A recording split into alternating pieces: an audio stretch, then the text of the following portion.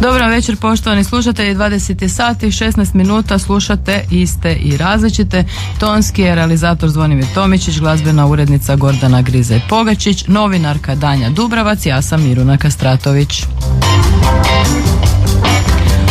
U 6. čulu centar Up to Date slavi 25 godina online kvizom u kojem može svatko sudjelovati. 6. čulo. Centar Up to Date slavi 25 godina. Rođendansko slavlje počelo je u ponedjeljak točno u podne online kvizom u kojem može svatko sudjelovati. Krajem veljače najuspješniji dobit će 25 vrijednih nagrada. Centar Up to Date prati i primjenjuje nove tehnologije i nova znanja. Iz Up to Date-a s nama su voditeljica informiranja Gordana Glibo. Dobra večer, dobro nam došli. Dobra večer, hvala. I s nama je voditelj tehničke podrške Danijel Baričević. Dobra večer. Dobro večer i dobro vas našli. Evo, Up to Date, možda nekom poznatiji kao Hupert, udruga je koja je nedavno gostovala u 6. čulu, a počela je raditi, evo rekli smo u veljači 91. godine. Kako ste to počeli baš u veljači i to tako daleko od 91. Ko će prvi, Gordana? Ja ne znam kako su drugi počeli, nisam bila tada u udruzi, ali drago nam je da su ljudi koji su tada vodili udrugu osnovali udrugu. Da, udruga je osnovana 91. pod nazivom Hrvatska udruga za promicanje i razvoj tiflotehnike, u skraćenom obliku poznatija kao Hupert. Danas imamo novo ime za novo stoljeće bih rekla, pa smo sad Centar za istraživanje, edukaciju i primjenu novih znanja Up to Date, iz razloga što smo se orijentirali na nove tehnologije, na primjenu svega što je dostupno, što je znanost dosegnula u poboljšanju kvalitete života, rada i obrazovanja svih, ali sa velikim naglaskom na osobe s invaliditetom. Dobro, dakle počeli smo sa tiflotehničkim pomagalima, to je nekako jedan uži okvir, sad ste već došli puno i šire, ali evo zadnji put smo spominjali dakle taj testni centar za ECDL, to je nešto što je jedno lijepo postignuće za jednu udrugu u Hrvatskoj. Pa da, testni centar je samo jedna od usluga, znači jedna od usluga u našoj lepezi koju mi imamo u našem centru. Evo, kao što je rekla kolegica Gordana, pratimo te nove tehnologije, nova znanja. ECDL testni centar je jedan segment u kojem smo se mi prilagodili osobama s invaliditetom i pokrenuli taj testni centar koji je jedini u Hrvatskoj opremljen i omogućuje osobama s invaliditetom da polažu ECDL ispite. Ali uz to, znači, mi imamo i široku paletu i drugih usluga koje pružamo svojim korisnicima, od edukacija, od tehničke podrške i tako dalje. Dobro, to znači da svatko ko treba certifikat iz ECDL-a može doći po važeći certifikat kod vas, je li tako? Naravno, može doći po važeći certifikat, ali prvo mora položiti propisane testove koje je fondacija ECDL-a propisala. Na svjetskoj razini ECDL je norma minimalne pismenosti informatičke u preko 148 zemalja svijeta. Nismo je mi izmislili, mi smo samo jedan od testnih centara, međutim, kao što je Daniel rekao, jedini u Hrvatskoj koji je u potpunosti prilagođen osobama s invaliditetom. Dobro, slavite 25. godinu online kvizom, što baš isto tako nije uobičajeno. On pokazuje zapravo nekako čime se bavite i kako su vam nekako ciljevi. Na taj online kviz može se prijaviti kogod hoće, uđe samo na vašu web stranicu, je li tako? Tako je, na web stranici svakodnevno objavljujemo novo pitanje i može se na njega odgovoriti do objave sljedećega, znači svakim radnim danom u podne ide novo pitanje. Nije uvjet da se odgovori na sva pitanja, prijaviti se može do zadnjega dana, naravno onda pada mogućnost, odnosno sve je manja mogućnost da se nešto osvoji, međutim svi mogu sudjelovati, ali nagradni fond smo predvidjeli samo za osobe s invaliditetom zato što je to jedna marginalna skupina koja u ovoj situaciji teškoj kakvoj zemlja je ovako i onako su u još težem položaju, pa smo htjeli potaknuti to učenje, to uključivanje u moderne tijekove života, rada, obrazovanja i htjeli smo nagraditi te ljude koji su imali dovoljno hrabrosti, koji su se uključili, koji su se obrazovali, koji su nešto naučili, savladali, koji se služe dakle ili računalima ili preko pametnih telefona idu na Face, na Twitter, na naš web i tamo odgovaraju na ta pitanja. Odaziv je jako veliki, međutim evo ja kažem što ih je više bit će zanimljivije, još uvijek se ljudi mogu uključiti, još uvijek mogu biti dio našega kviza. 25 je nagrada, jedan natjecatelj može dobiti samo jednu nagradu, dakle mogućnosti su velike da se dobije, nije kao jedna nagrada pa je teško zaslužiti. Dobro. A recite, ta pitanja nisu neka grozna stvar na koju se ne može odgovoriti, jel? Dapače, ima jedna zgodna caka. Da. Za svako pitanje ponuđeno je nekoliko odgovora, to je već nekakva pomoć, jel? S druge strane mi uz svako pitanje damo link na tekst u kojem se krije traženi podatak. Znači neko ko ne zna na pamet taj odgovor ili nije siguran, ima minutu, dvije da pročita tekstić koji ne mora tražiti sad istraživati po internetu, nego je već naljepljen linkić i pročita, nađe odgovor i odgovara na pitanje, šalje odgovor i čeka. Čeka kraj nagradne igre, odnosno nije nagradna igra nego je kviz. Javljaju li se ljudi? Kakav je interes za kviz? Evo počelo je u ponedjeljak, znači do sad danas je srijeda, 3 pitanja su već postavljena. 3 pitanja su već postavljene, odaziv je jako veliki i mi se jako veselimo kad vidimo da već u podne kad mi objavimo pitanje da je već u podne i 10, polovica prijavljenih ljudi odgovorila. Znači, a koliko je prijavljenih? Prijavljenih je do sada 40 i nešto, sad ovdje da ne tražim, ali znači već smo nagrade, kako bih rekla, su za sada ono što je, imamo više natjecatelja nego nagrada, znači ipak će neki otpasti. A svi su natjecatelji osobe s invaliditetom? To ne znam još, oni su ispune se prijavni obrazac kojeg mi nismo sad iščitavali sve to jer se do zadnjeg dana ljudi mogu prijavljivati, tako da ćemo to sa zadnjim danom sve prikupiti, pregledati, vidjeti da li su sve osobe čekirale taj podatak da su osobe s invaliditetom. Svi mogu sudjelovati, ali napominjem, osobe s invaliditetom će samo moći dobiti nagradu. Znači ako neko želi sudjelovati, a da nije osoba s invaliditetom, isto tako može, ali nažalost evo mi smo htjeli nagraditi, ipak malo je teže kad je osoba s invaliditetom i koštaju i oprema i edukacije, osobe s invaliditetom teško dolaze do posla. A i do opreme. Budimo realni, tako da smo se mi odlučili ipak, s obzirom da smo udruga koja djeluje u korist osoba s invaliditetom, nagraditi tu vjernost naših korisnika, potaknuti one koji još nisu da se uključe u edukativne programe, da krenu hrabro u te nove izazove, u nove tehnologije, u sve što tehnologija nudi, a Centar Up to Date je tu za sve želje i potrebe svakog pojedinca i nema toga što ne bismo mogli ako vi to budete htjeli. Dobro, par taktova pjesme pa se vraćamo nazad. Za tebe Leonidi tope sa zvježđa, povlače kist po nebu. Za tebe ocean šalje svoj plimni val, postavlja tobogan.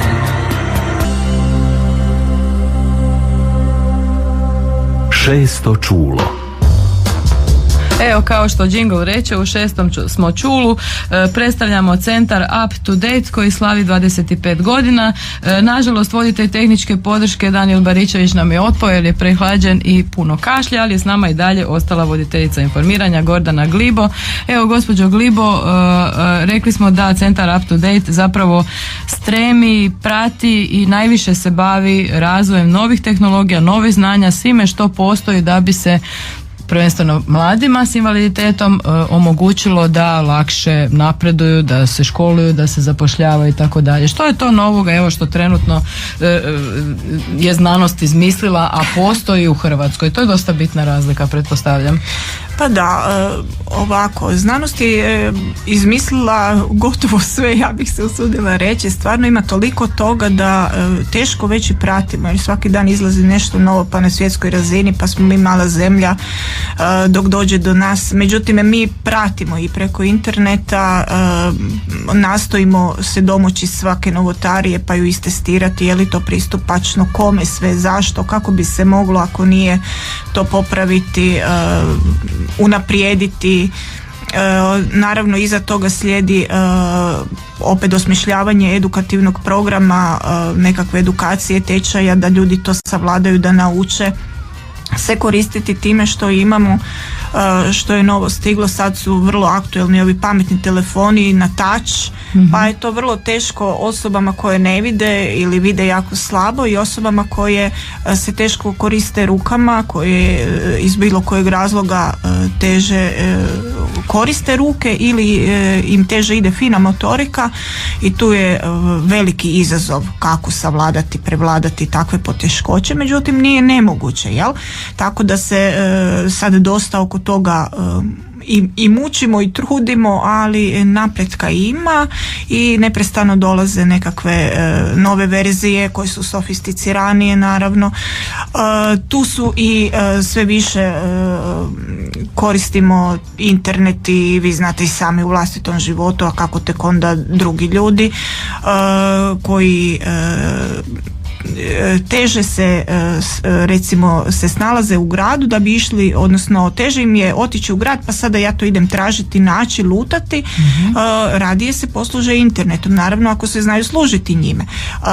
Web stranice koje trebaju biti pristupačne, pa se tu dosta radi na tome. Nije svaki sadržaj pristupačan raznim kategorijama osoba s invaliditetom.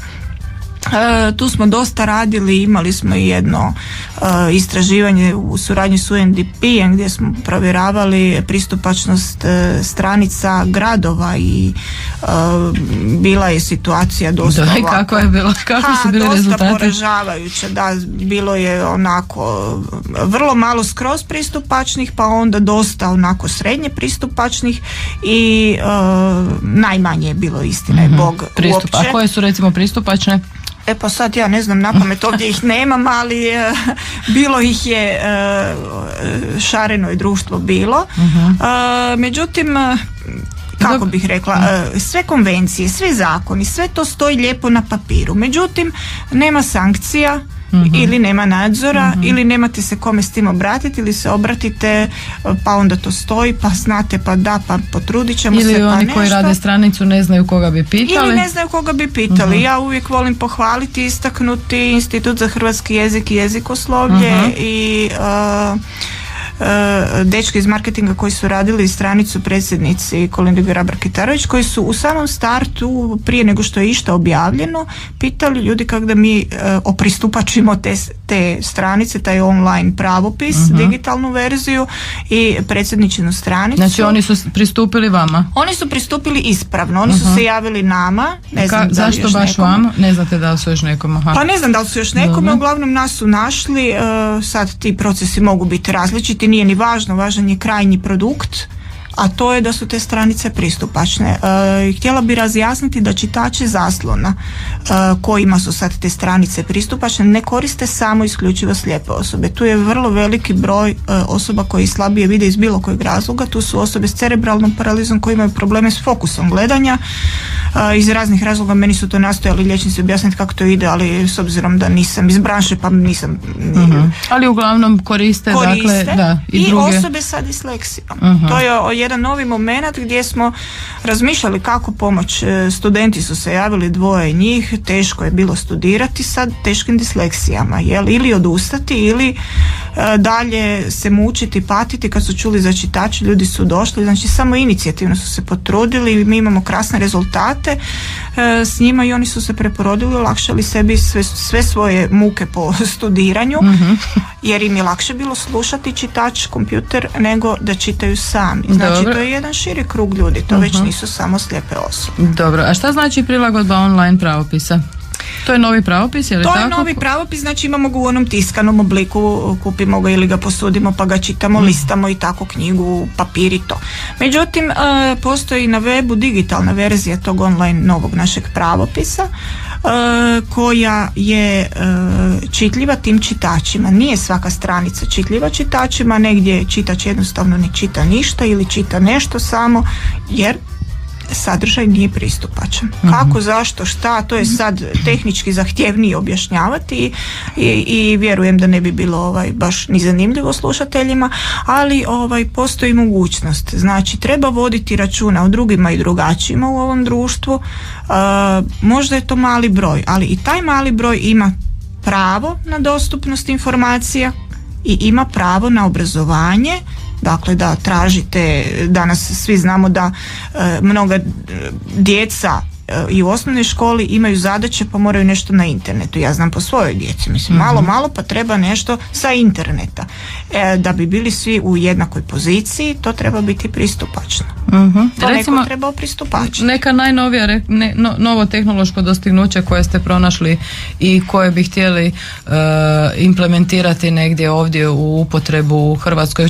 Iz koje zemlje uopće dolaze najčešća nova dostignuća? Ja odmah pomislim na Japan ili tako nešto. Pa ima Japan, ima Kina, nešto smo gledali, ne znam nijako je li to prošlo već par mjeseci ili možda i godina, ne znam, ali i Indija nas je iznenadila isto s nekakvim mobitelima sa čudima, ne znam da li sa brajičnim izlazom ili nešto što smo se onako čudili i mislili što će to biti, ne znamo.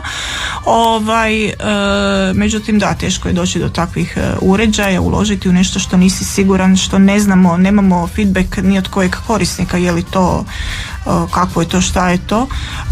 Ono što je sad trenutno na čemu se radi jesu ovi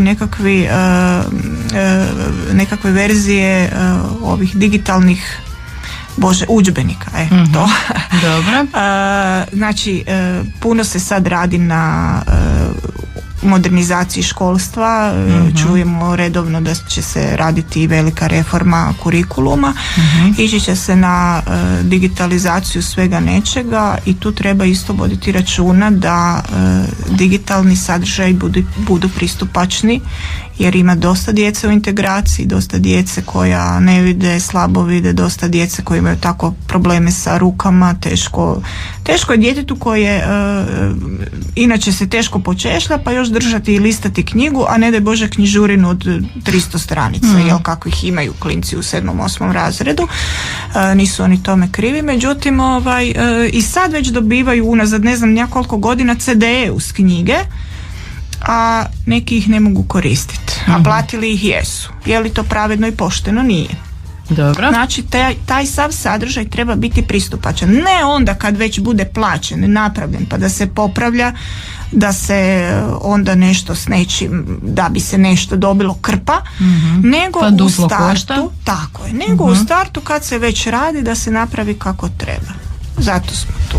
Dobro, i to znači kod vas i suradnju sa izdavačkim kućama, to znači suradnju, je li tako, na širem planu? Tako je, znači... mi se trudimo surađivati svima, mi smo svima na raspolaganju, svatko ko želi čuti, znati što mi radimo, pozvan je i da se javi i da nas dođe i posjetiti, imamo i web stranicu www.uptodate ili onako kako bi mi poslovkali po hrvatski www.up2date.hr Dobro. Ili nas nazvati na 0148395534. Do sada smo nastojali i uvijek i odgovorili na sve izazove s kojima smo se susreli. Mi ne volimo ljude otpraviti s našega praga. Kogod dođe s bilo kakvom idejom, mi ćemo sjesti, poslušati ga, vidjeti što se može, usmjeriti ga. Evo sad se ne mogu sjetiti da smo ikoga otpravili, da smo rekli gledajte, mi se time ne bavimo, to nas ne zanima. Dobro, ja ću ponoviti broj telefona, dakle 01 predbroj za Zagreb 48395534. Možda nije pametno u eter davati broj, ali sad je gotovo. Pa s obzirom da smo mi udruga i da smo otvoreni za javnost i tu smo radi javnosti, radi potreba javnosti, pogotovo osoba sa invaliditetom i svih onih koji rade za tu kategoriju, za tu skupinu, hoću reći, ljudi, ja sam za to uvijek da taj broj bude dostupan svima. Dobro, znači sad se javi recimo neki student ili đak i nešto mu treba, vi ćete mu pokušati pomoći. Mi ćemo pokušati pomoći. Možda mi znamo nekoga ko već ima to rješenje. Možda ćemo mi iznalaziti zajedno s njim to rješenje. Možda je to rješenje već implementirano u nekakvu zakonsku odredbu, a on to ne zna. Znači mi ćemo informirati, savjetovati, raspitati se ako ne znamo niti mi, ali do nečega ćemo doći. Nećemo ostaviti čovjeka, čujte, mi ne znamo i šta ćemo sad. Dajte, pitajte negdje drugdje. Evo vi sad dok sjedite ovdje sa mnom u studiju čitate iz Brailleve bilježnice, ili tako? To je možda za neke zastarjela tehnologija, a za mnoge je nedostižni san, nažalost, u Hrvatskoj. Dakle, takve nekakve aparate, ako neko treba, može li isto tako posuditi kod vas ili ne? Posuditi može, mi imamo jedan određen broj i neki su već posuđivali i vraćali. Oni idu svake godine na nekakve procjene da mi vidimo jel su oni još uvijek kak treba, jel rade, jel su dobri. Test. Tako nekako.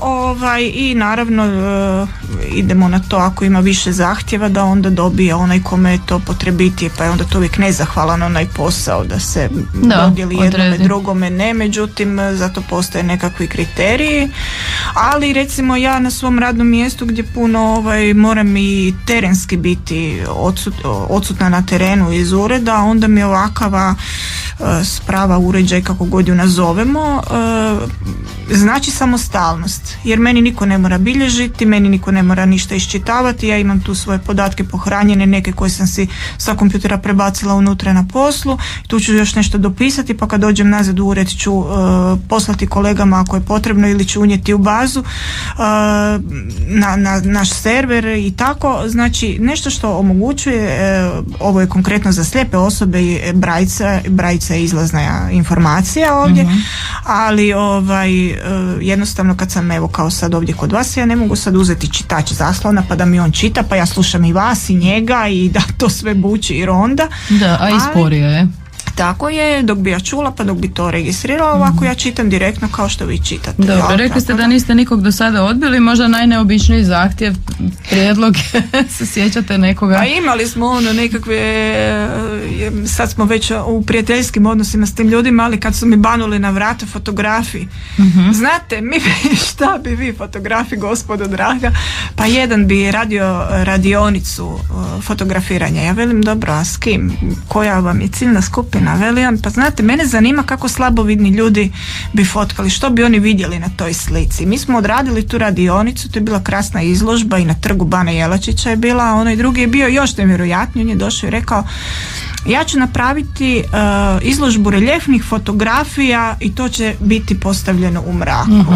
Ja sam rekla dobro, ako misliš da može, hajmo. I bila je, i to nekoliko puta. Izložba u mraku, jako posjećena, vrlo nešto novo i čudesno. Ljudi su bili jako zadovoljni, ali mi nismo te ljude odbili, mi smo htjeli njihov san ostvariti, mi nismo htjeli biti ti koji će reći gledajte, ne može to tako, ali Da li je to nešto na što će najčešće naletiti u nekom uredu, je li tako? Pa moguće, evo kod nas nisu, zato što nas je vodila želja da probamo nemoguće, jer sve što znanost je dala nama danas, sva tehnološka dostignuća koja imamo u obliku bilo kakvog pomagala ili čuda nekakvog, nije se stvorila iz kukavičluka i znate mi to ne možemo, nego iz hrabrosti da se u to krene.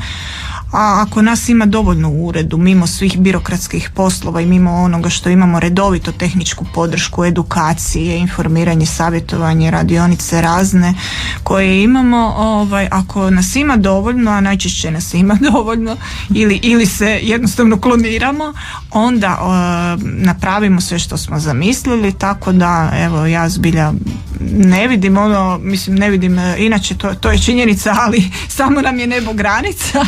Tako da svako nek ima hrabrosti, nek se javi za bilo šta. Ako mu treba samo ono da se druži, mi ćemo izmisliti i druženje, kako god, što god. Rekli smo da ne smijemo ne spomenuti Meduzu, dakle multimedija u edukaciji na zahtjev. Što to znači? To nam je Daniel htio objasniti, ali evo nema ga više pa ćemo morati bez njega pa se to je ovo snaći. što sam spominjala, ovu reformu u kurikulumu, znači to su te stvari koje se rade sada, koje su u pripremi, da se pripreme ti novi materijali udžbenički i nastavni, koji će biti digitalizirani, koji će Carnet će imati bazu za to, tako da sve to isto treba biti pristupačno. Ja bih htjela i napomenuti da osim đaka koji su učenika, studenata koji su u procesu obrazovanja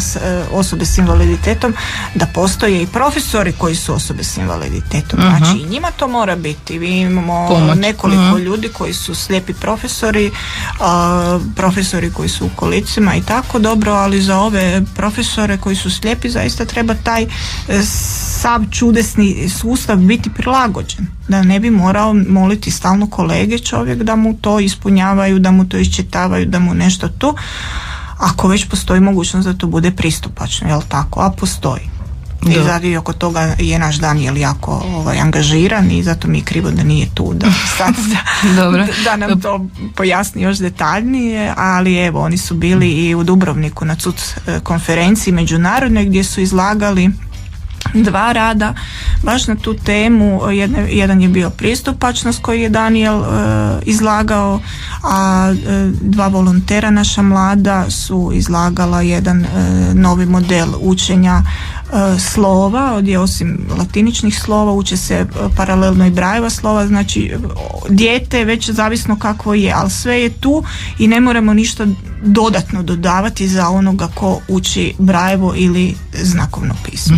Dobro, to bi išlo od 1. razreda ili kako je to zamišljeno? Da, to su kartice koje pomoću računala dijete usmjeri na kameru i onda kaže, ne znam, A kao avion, i onda djeca koja vide da je to, tako izgleda slovo A kao avion, a djeca koja ne vide imaju brajičnu oznaku, odnosno djeca koja ne čuju imaju onaj znakovni jezik, što je slovo A i što je avion i tako. Aha, to je potpuno prilagodba onda? To je univerzalni dizajn kojeg mi zastupamo i ne damo se od njega otkačiti, ljudi moji, zato što mi jednostavno moramo skupa živjeti, pa onda skupa moramo raditi, pa se na taj način skupa moramo prilagoditi jedni drugima.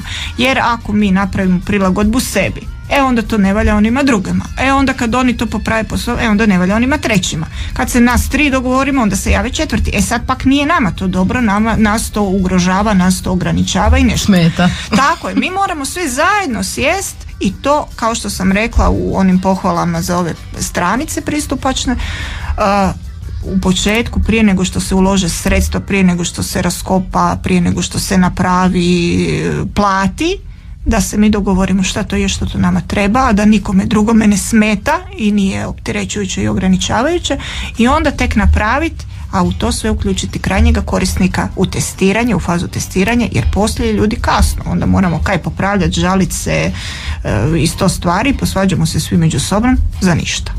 Odlično, evo s ovim mislima ćemo završiti večerašnju emisiju. Hvala vam lijepa.